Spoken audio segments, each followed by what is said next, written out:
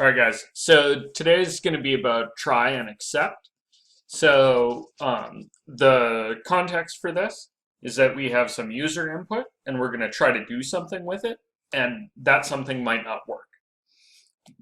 Specifically, I'm going to try this in the context of typecasting the user's input into an integer. And the reason I kind of can't assume that it's going to work is that I don't frankly know what the user is going to put in. So the number one rule of dealing with user input is really just don't trust the user at all. You can't. I'm sorry. It sucks. You can't trust people at all. There are a number of reasons why. Kind of the worst case, like, oh my God, awful end of it, is that they could put in code intending to delete the database that's running your kind of backend storage system. That's something called a SQL injection attack. I'd recommend you read up on them. I have at least one student making a huge amount of money every year just trying to run SQL injection attacks against companies so that they can have security measures put in place. They literally pay him to find holes in their system. That's like the worst case, like terrorist kind of end of things. The best case end of things is just like people make mistakes. This is why you always have to verify your email address for things.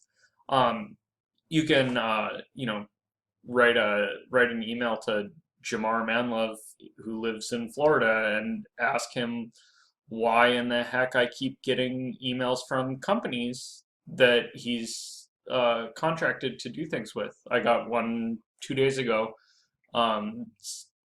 asking me to sign a document for closing on his house or something. So it happens, right? You just make a mistake, you type in the wrong email address, and then all of a sudden someone else has access to something they shouldn't. So user validation is one of these areas that there's a huge amount of computer science to do. There's a huge amount of money in it. There are people who are user input validation specialists, blah, blah, blah. There's companies that do this for a living. In this very specific example, I'm going to ask the user to give me a number, and then I'm going to try to typecast it. So in order to ask the user to give me a number, I'm going to say answer is the result of calling the input function on the prompt. Please provide an integer. /n to get a new one. Okay. So right now, if I hit execute on this thing just to check that it's working, I'm getting this prompt, please provide an integer. I'm going to put 7 in there. Absolutely, bupkis happens because all it gets is stored in the answer variable, and then nothing gets done with it. So let me just print back to the user the answer that they provided. So that's validation for them, right? This is kind of a user helping step 2, because it's not just about you, the computer programmer working on the back end, it's also about them. So you said answer, and I'm going to use a formatted string to do that. So I'm going to say you said answer, new line, processing, please wait. Okay, so please provide an integer, 7. Says I said 7, processing, please wait. Okay, cool. So now we're going to put in the rest of our code. So right now that answer variable is a string, right? And so my first instinct would just be to typecast it, right? So I'm just gonna try that. I'm gonna say number equals int of answer. Right, int is the typecast to integer type. So I'm going to hit run on this. It says please provide an integer. I'm going to provide it 7. It says 7, processing, please wait. oh, it didn't kick an error, right? So let me do another print line. Okay, so I want a formatted string. You said number, right? Because now they've said this number. This is of type, and this is really for me right now, right? The user doesn't really give a shit. And this is of type of.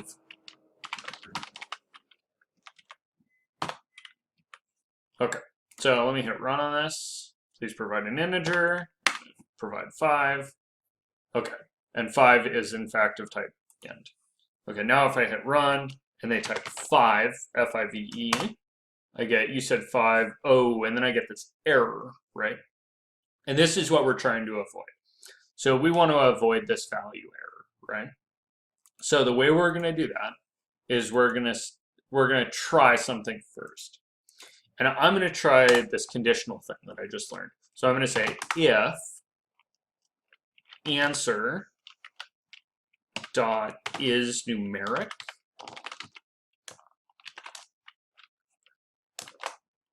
then we'll convert, right? And then number only makes sense there, so we'll put that print line with that one. And then we'll do else, oops, that's not how you spell else. And then we'll say something like print, oops, something went wrong, right? Okay, so now if we hit go, please provide an integer, provide 5, okay, that works. Please provide an integer, F-I-V-E, said 5, processing, please wait, oops, something went wrong, okay, that's good, right? And this is, by the way, why you want to employ good beta testers if you're doing computer programming for a company. Don't have people test it out who know how the product works. Have randos test it out. Lots of people, especially people who are more like your user base, because nobody knows what the word integer means, so they'll put in 1.2. And it's going to say, processing, please wait. Oops, something went wrong.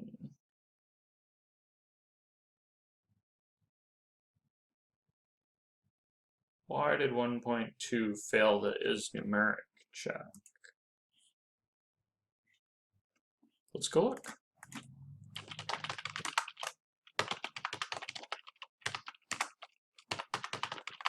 I was expecting that to throw an error, BT dubs. Okay, let's see. So, checks whether the string consists of only numeric characters. Oh, so it's not counting 1.2 as a number because 1.2 contains a period.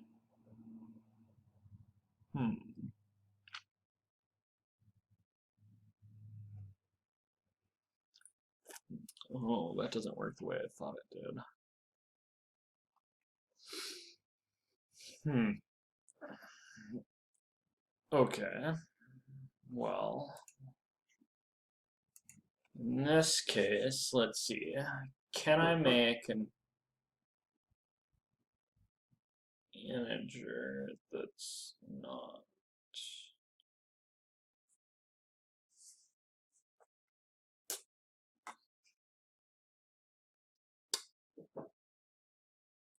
Oh, yeah, I can. Okay, so again, right, what I'm doing is I'm checking whether this is numeric thing is going to work for me. I asked for them to provide an integer, right? So -2 is an integer. And it's saying, oops, something went wrong, right? It should have converted that.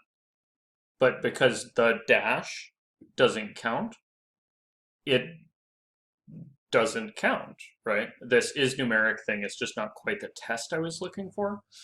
If I was asking for a number, right, like provide your GPA, the is numeric method wouldn't work or wouldn't be what I wanted anyways, because I would expect that a GPA would contain a period, right? So what I want to do instead of this is numeric thing, you guys see that this didn't work, right? This should have said, you said -2, this is of type integer. It should have been able to do that typecast. So what I need to do is I need a slightly more robust thing. And so the slightly more robust thing is that I'm going to comment out this if statement. I'm going to comment out this else. And I'm going to do what's called a try and an except.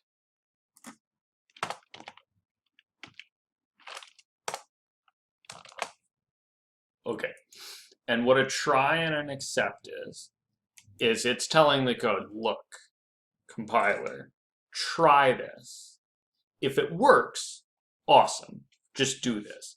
But if that shit kicks an error, then go into this except mode. And so what this is going to do is it's going to let me provide an integer, right? So I'm going to be able to provide -2, and -2 is of type int. And if I hit run again and I provide 5, it's going to say 5, right? And then it says processing, please wait. And then it says, oops, something went wrong. It didn't kick that error, right? I never saw that error in the code. And so what this is good for, right, is anytime you do something that might cause a problem, you can wrap it in a try except block. So you put in what you want to work in the try block, and then what should happen if it goes wrong in the except block. And in this case, I'd probably be wrapping this whole thing up in a while loop, because if something went wrong, I'd probably want the user to try again, right? So that's what I kind of expect you to do with your DICE assignments. So I think you should be able to revise your DICE assignment now with this user validation, and maybe wrap this whole thing in a while if you're a little clever. That's gonna be tough, right? Wrapping it in a while loop is just a little bit tough. But I think you can do it, and it's not impossible. There's going to be another video on while loops, so you might want to watch that first before you try this. But if you want to just give it a crack, you can. I realized I forgot to comment this thing, so let me go through and comment this. So I'm first getting user input, right? And then I'm reply to user their answer, right? And that's to give the user a chance to retry this whole process if it's wrong. And then the try block here, right, which is really, I'm commenting out and deleting this is numeric thing. So try to typecast the user input into an integer, right? And then double check with them or do whatever you're supposed to do with that integer, right? Okay, so print out results. And then this is not really an else. This except block is in case an error is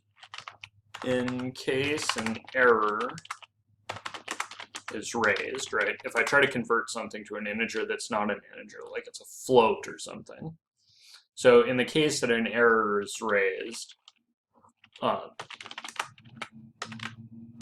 this will be executed. How do you spell executed? Okay, so in this case, right, this is just saying, oops, something went wrong.